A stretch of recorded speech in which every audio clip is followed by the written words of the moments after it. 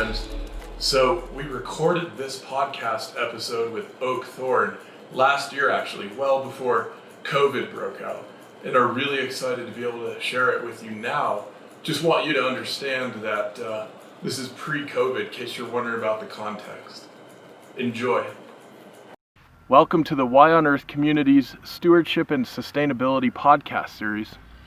And today we are in the beautiful outdoor setting of Thorne Nature Experience with its founder, Dr. Oakleigh Thorne II. Hi, Oak. Hi. So great to have this opportunity to talk with you today. Thanks, Aaron. Appreciate it. Oakleigh Thorne, Oak II, was born in 1928 in New York City and grew up on the south shore of Long Island as a nature boy, those are his quotes. Absolutely. On 60 acres of woods, meadows, streams, and a lake. He attended Millbrook School in Millbrook, New York, then Yale University, earning a Bachelor of Science in Biology in 1951 and a Master of Science in Conservation in 1953. And he received his PhD in Zoology, Animal Behavior from the University of Colorado in 1958. He was the first representative of the Nature Conservancy in Colorado in 1954 and helped found their Colorado chapter. He founded Thorne Ecological Institute in 1954, which is now doing business as the Thorne Nature Experience, which today continues to connect kids to nature through hands-on environmental education programs. In 1990, Oak helped establish the Environmental Studies program at the Naropa Institute in Boulder, which is now called Naropa University, where he taught field ecology and deep ecology. Oak is also a jazz pianist. I've heard him play, it's fabulous, and does composing and vocal arranging, and for 28 years sang second tenor with the Boulder Denver men's a cappella singing group, the New Wizard Oil Combination, or the Wizards. He is a member of the external board of the Yale Institute for Biospheric Studies, and each summer, Oak teaches bird banding to students ages 12 to 15, something we're going to be able to see in a few minutes, at the Thorne's summer camp program. And Oak, it's remarkable reflecting back on all that you've been able to accomplish during your career, and such a joy that we have this opportunity to visit with you today. So thanks for taking the time to visit with us. I love the way you say career, because I learned from a very wise woman years ago, Anna Miller Tiedemann, when I attended the World Wilderness Congress. She had an organization called the Life Career Foundation, and she stressed the fact that your life is your career. When you run into young people that just graduated from college and, we don't know what our career is going to be, I always say to them, relax, your life is your career. You're always in your career. I'm in my career now talking to you. Yeah. You're in your career talking to me. So you never leave it. That's so true. It's a great concept. That's so true. Well, Oak, I imagine as you're interacting with all of these students, these young people over the years, you've had the opportunity to impart all kinds of wisdom that you've picked up along the way. And I imagine it's got to be an incredibly vitalizing and enriching thing for you to have that interaction with all these young folks on a regular basis. Can you tell us a bit what that looks like? Yeah, absolutely. It's what we call mentoring. And it's a great pleasure to be able to mentor young people and theoretically pass on wisdom. Sometimes you learn from them that they have better wisdom than you have. But usually through life experience you do gather a lot of wisdom, and I love to share what I think is my wisdom with them, and also encourage them. They love to have somebody that will listen to them and encourage them in whatever they're interested in. And after all, the young people coming along are our future leaders, and that's important to remember. I've been struck. I've had the opportunity to get to know you over the last several years in the Boulder community, and I've been struck, Oak, how you have such an emphasis on leadership and on the cultivation of leadership skills and the ethos of leadership. And I think your take is not what I would call the mainstream flashy, power brokering, power suit wearing form of leadership. You're doing something different that seems, from my perspective, to be more enduring and actually more grounded and in many ways more solid. Yeah, I certainly agree. Yeah, leadership very often requires listening and really understanding the other person's point of view. And when you've got, how many dozen kids can you have here at one time? I imagine the listening can be quite a skill to develop. Yeah, we have an entire second grade class. Sometimes we'll have 60 kids out here at once. But they love coming out, and they love the freedom of being out in nature. And connecting kids to nature is so important. There's so much research that shows that if kids are allowed to just play, they call it wild play. Just when they're really little, just be able to go out and discover what's out there in nature. As a little kid, I remember on rainy days I'd go out and make dams and see how the water would flow. I learned a lot about the physics of water just by playing in it when I was a little kid. And of course, I was lucky to grow up on 60 acres with woods, meadows, streams, and even a lake. And I was just nature boy. I was out there all the time discovering critters, finding turtles, finding a bird's nest, learning what kind of bird it was. So that contact with nature is very important. They call it biophilia, which is the concept that you're not really normal psychologically unless you have contact with nature. And I certainly believe in that. I think that contact with nature is so important. And there's so many kids that are growing up with computer games and iPods and so forth and all this techno stuff, and they're divorced from nature. So what we do here at Thorne Nature Experience is to get the kids connected back to nature. And that's very important.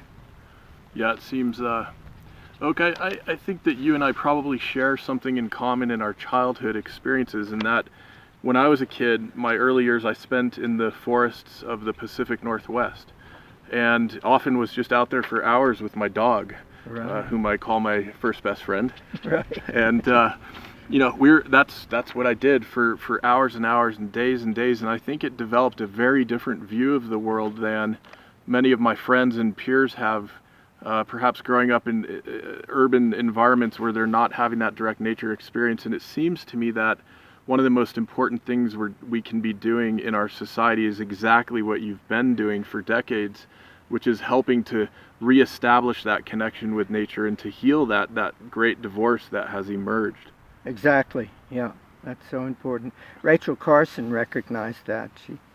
She said if she had an influence with the good fairy that brought children up, was that every child should have an adult that could take them by the hand and show them the wonders of nature.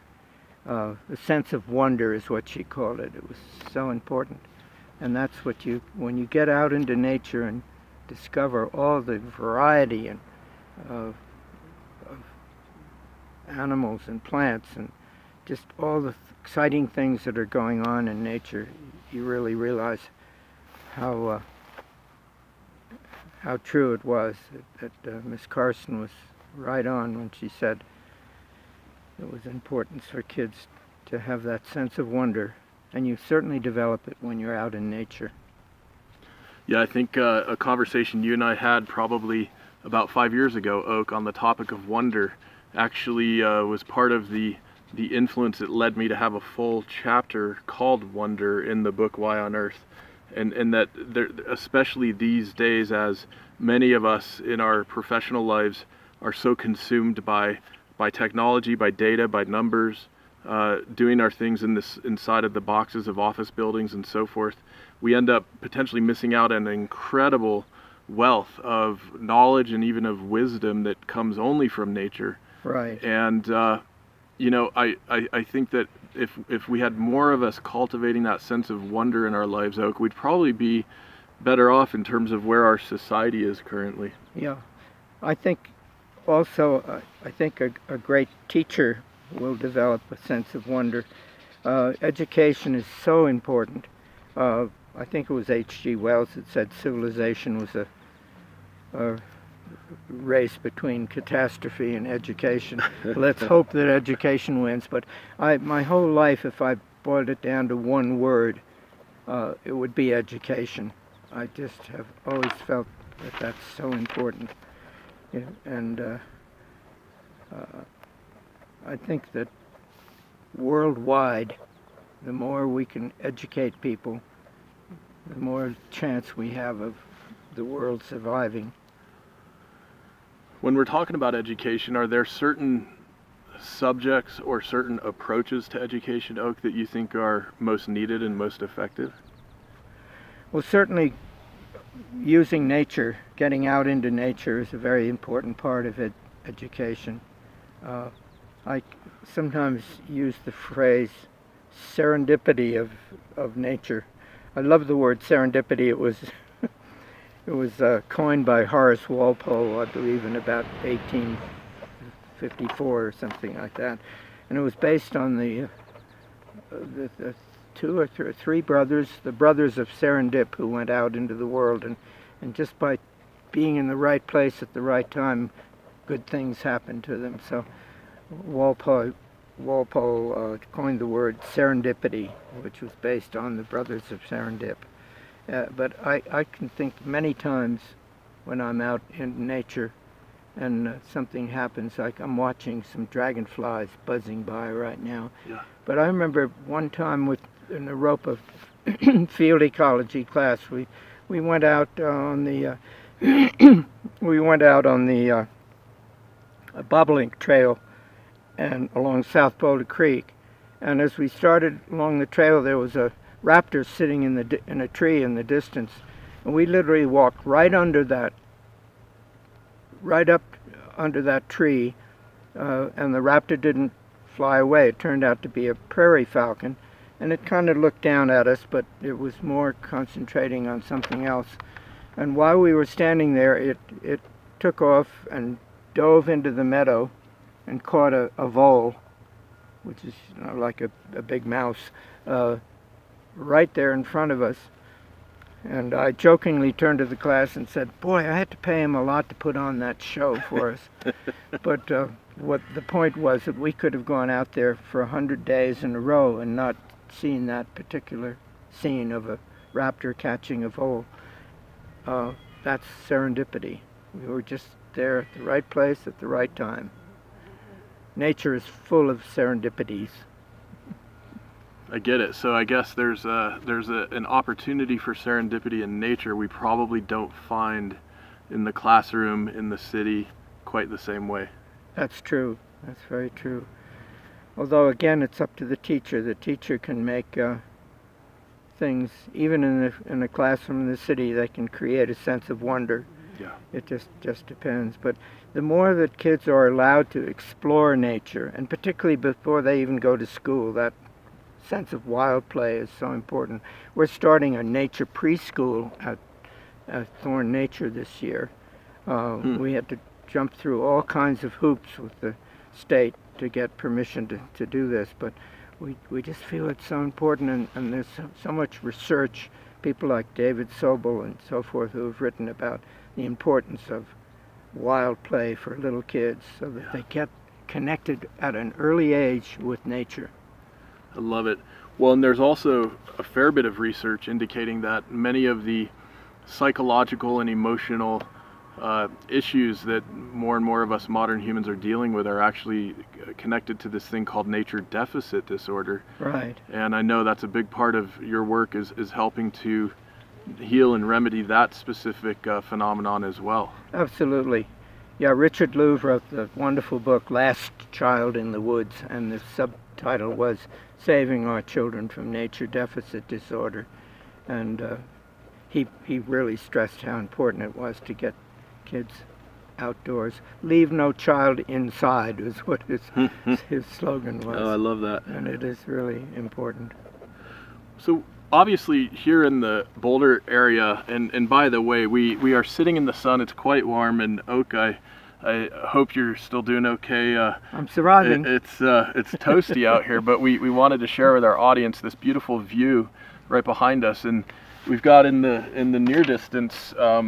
Can't quite tell, but there's a wonderful large water feature pond, kind of Sombrero Marsh here, and then behind are the beginning of the Rocky Mountains, heading right up to the Continental Divide of the main Rocky chain there. And Oak, maybe you can tell us a bit about what's going on here on this landscape and why we're sitting outside. Why we're sitting outside. Well, yeah, this is an amazing partnership between the City of Boulder Open Space, the Boulder Valley School District, and Thorne Nature Experience.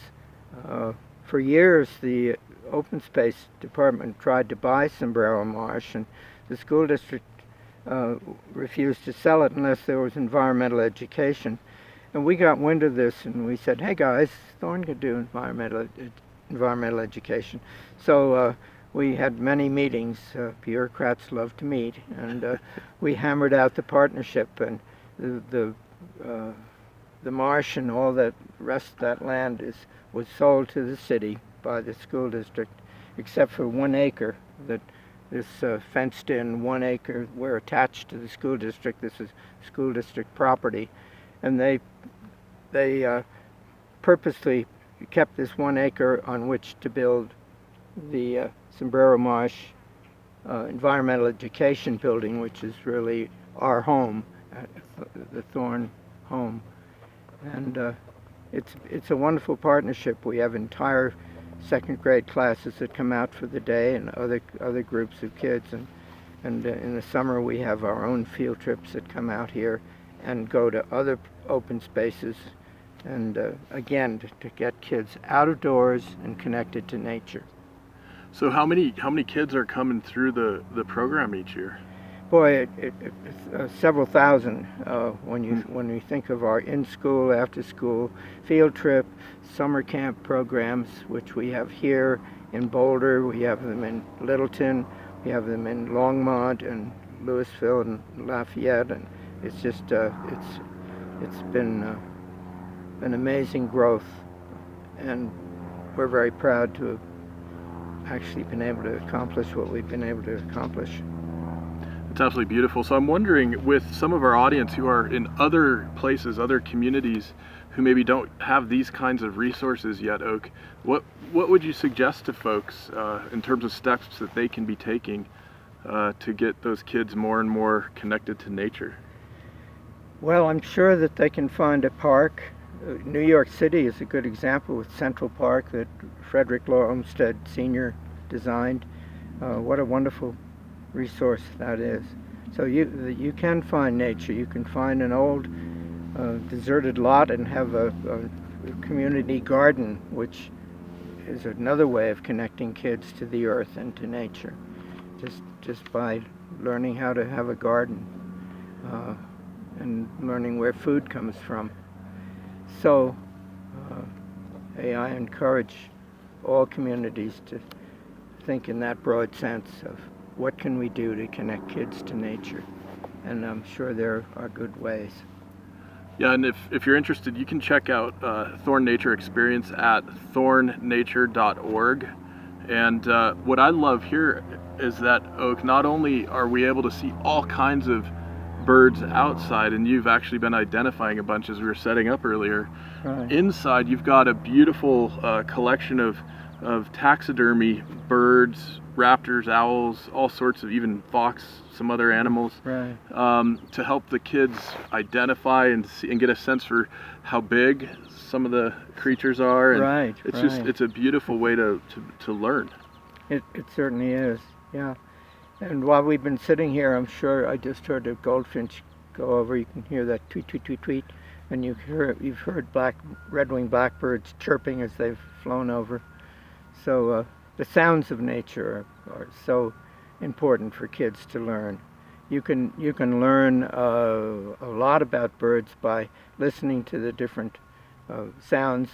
John Young has written a whole book on what the robin knows, just whether they are sounding off in a disturbed way or in what we might interpret as a relaxed, happy way.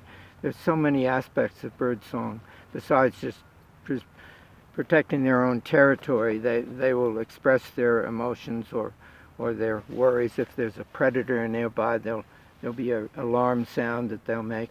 Just get used to listening to nature. One of the things I love to do with kids is to ask them to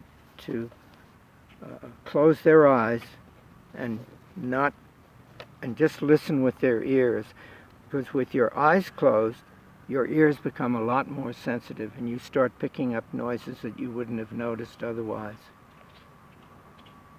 Those are red-winged blackbirds flying over now. You could hear them.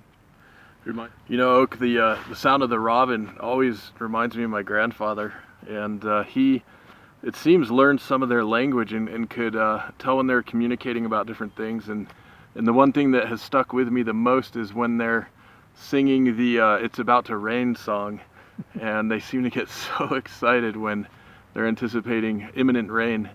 And boy, it reminds me of my grandpa hanging out in his yard in his garden listening to those birds. He would do that for hours. Right. That's great. Yeah, bird wisdom, as we call it. Well, it makes me think, you know, he led a very long, full, vital life, and who knows, maybe listening to birds is part of the secret. Ah, yes. Is that right? I'm sure it is. I love it. Well, I know that one of the things you're doing and you're able to demonstrate to the kids and to others is tagging birds. No, bird banding. Bird banding. You tag cattle and you band birds. Okay, tag cattle, band birds. Okay, I think I got it. So you're bird banding, and we're actually going to have an opportunity to see you demonstrate this in a few minutes. Right. But tell us, what are you doing? And it sounds like there's a whole network of people that are engaged in this effort. Yeah, it's a major program under the Department of Interior, so it's a federal program. The bird banding laboratory is located in Laurel, Maryland, on the Patuxent Research Refuge, and has been for many, many years.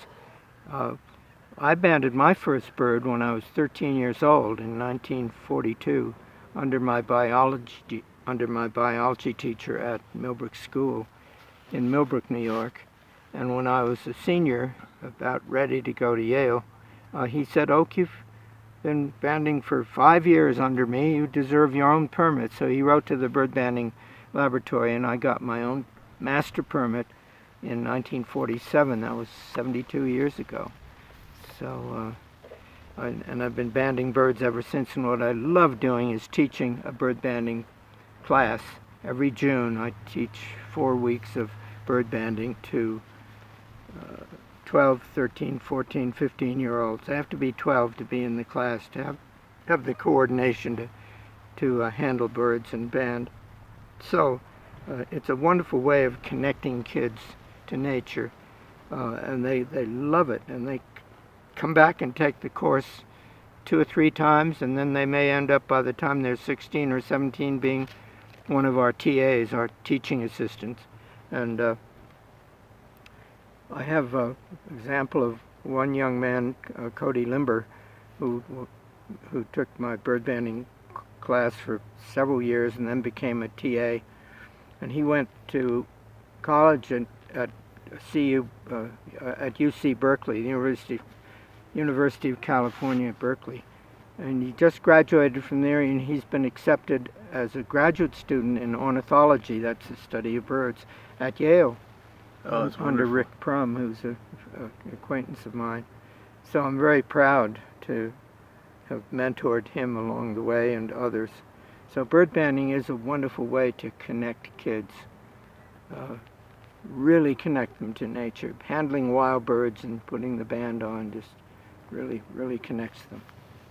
Well, I know we're gonna, in a couple minutes, we're gonna see you demonstrate this, Oak, and I love how delicately you hold the bird in your hands, and it seems that it also conveys directly how precious these beautiful creatures are. Yeah, they certainly are.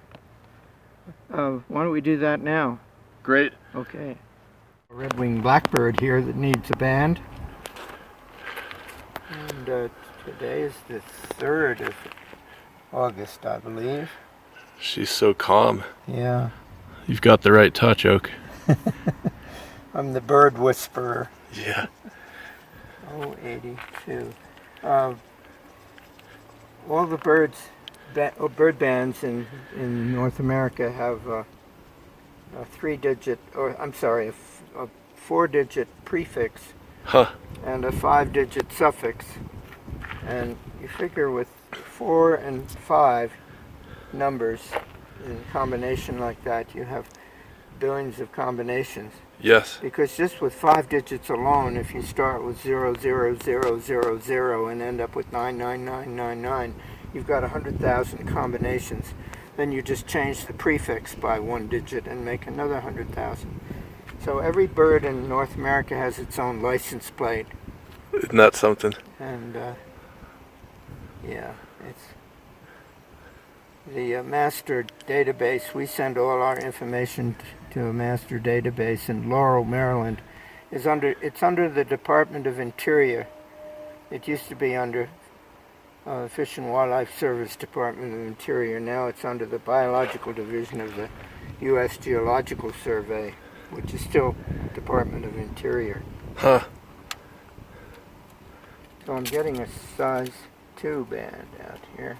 No, I'm not. It's not a size 2 band. Forgot. It's a female, so.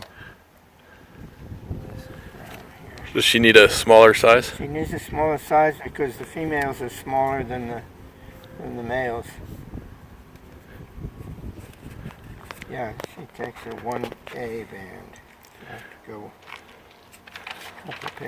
one page back. 8319.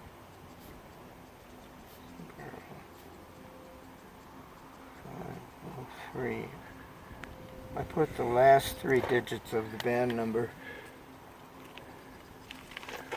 The band number is actually 2731 is the prefix, and then the 5-digit suffix is 03503. So I just write 503, the last 3 digits. Mm-hmm. And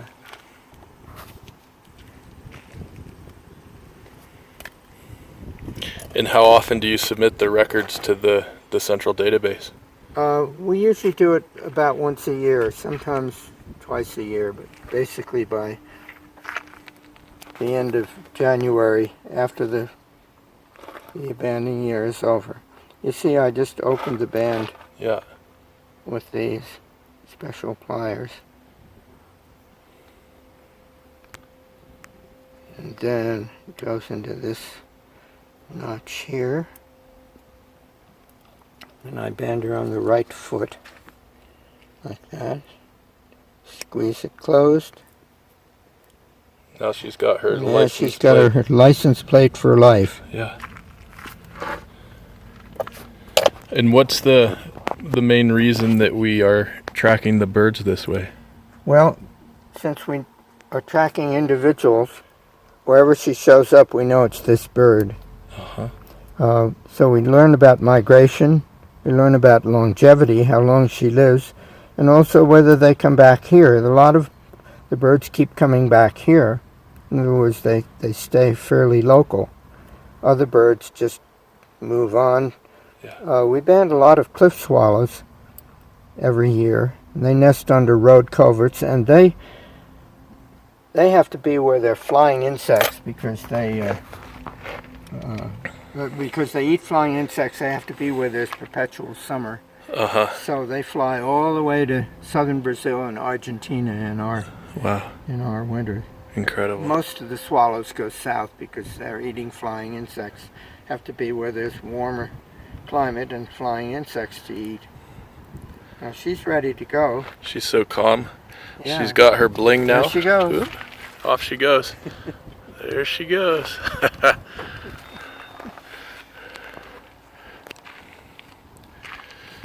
Oh, that's one. So your kit's ready to go basically wherever you are, huh? Well, in the summer, yes. In the winter, we have I have a desk in there with this all set up because we're banding just here. Uh-huh. But in the summer, with the bird banding class that I teach, we're at all different places around Boulder County, and then I go up to A-Bar A Ranch in Wyoming to band, so I have to really make my car the banding station. Huh. Have all the equipment right in the car. Beautiful. So, The mobile banding station is great. Banding station. Well, my car's like a mobile bookstore sometimes. It's interesting what we're able to do with these vehicles. Great, Oak. Well, thanks. So this was a live demo of banding a bird at the center here. So it's great to be able to see that directly, Oak. And I love being able to teach young kids how to band birds. I banded my first bird when I was 13 under my biology teacher, Frank Trevor, at Millbrook School in Millbrook, New York. And that was in 1942.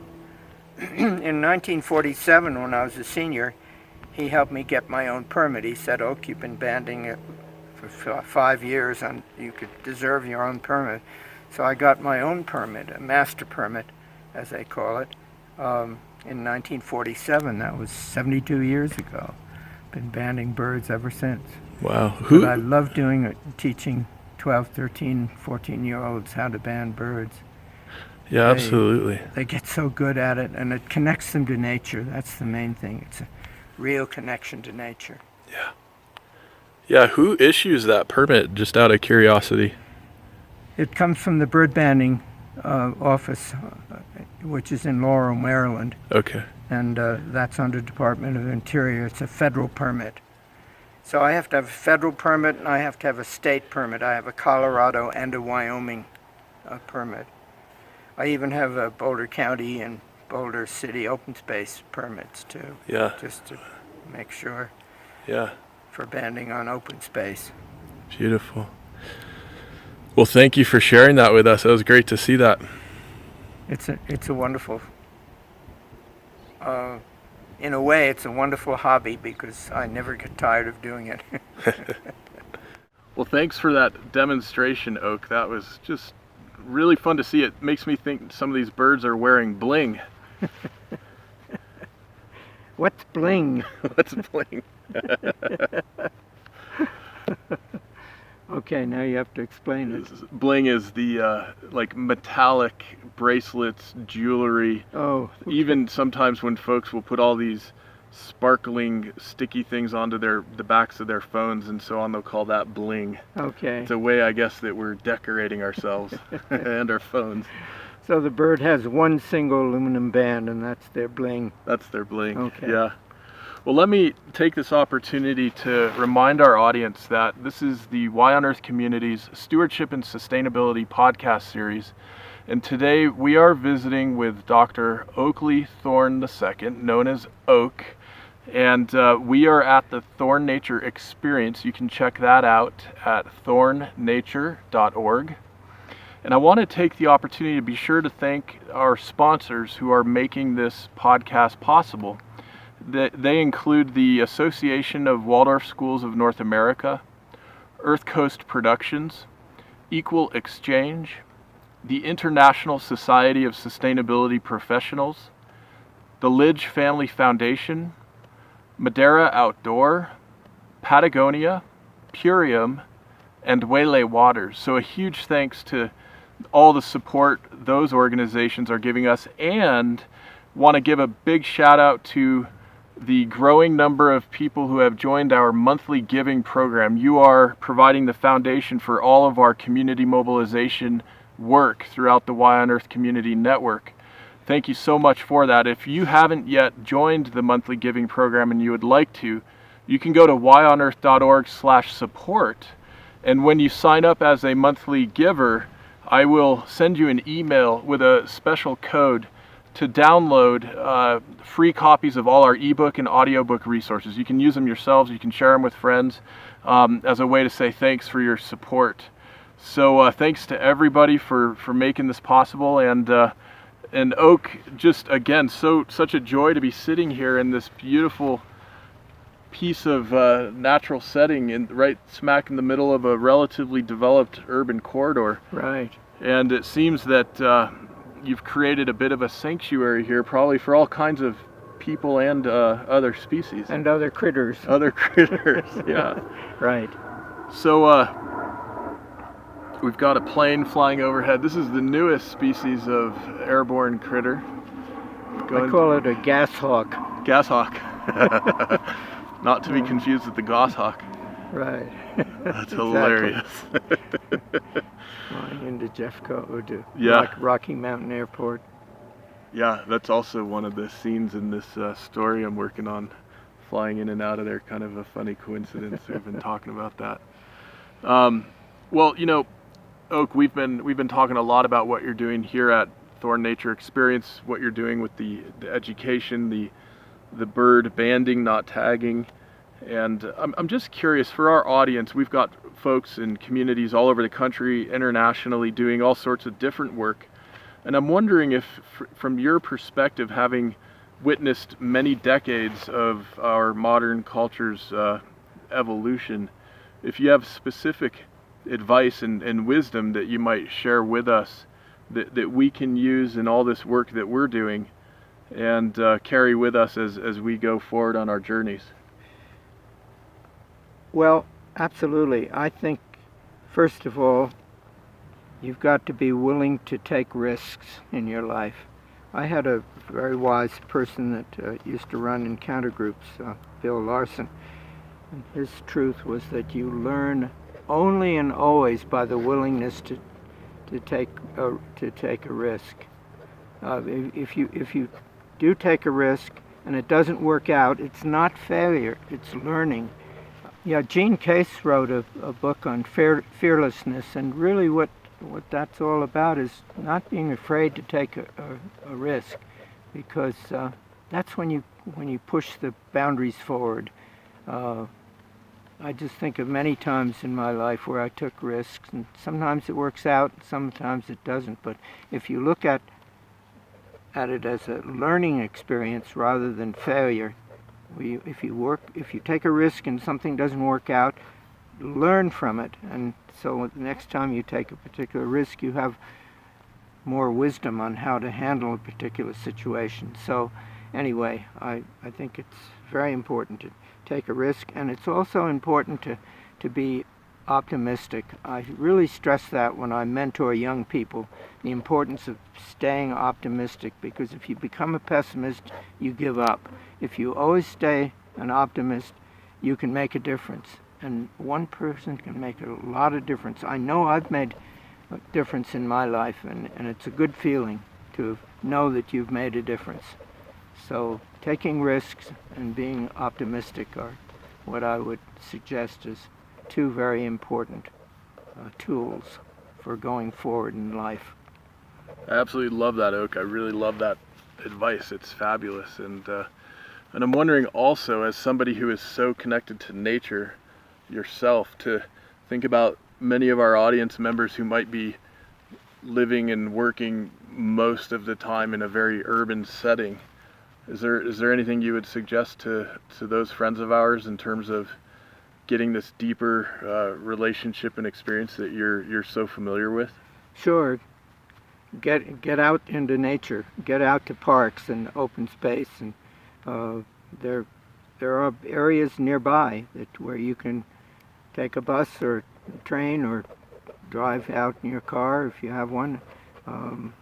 Maybe it'll be a self-driving car in the near future. Yeah. And just get out there and discover it might be just down the block.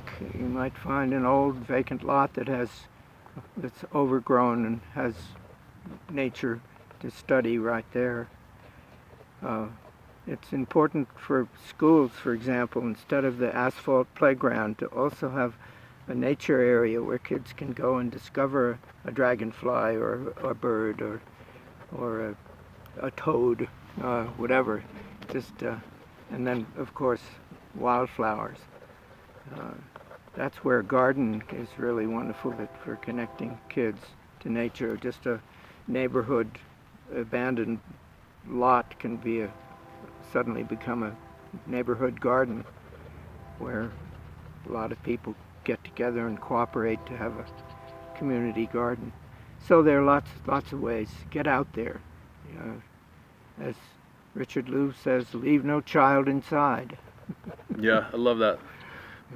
Good for kids of all ages. Of all ages. Well, this is so wonderful, Oak. Thank you so much for taking the time to visit with us today. Well, it's been an honor to do it. Really appreciate it. Thanks again. Thanks so much. The Why on Earth Community Stewardship and Sustainability podcast series is hosted by Aaron William Perry, author, thought leader, and executive consultant.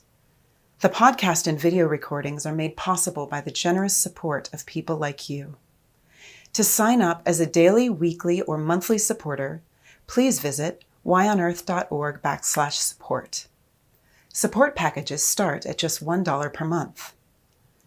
The podcast series is also sponsored by several corporate and organization sponsors.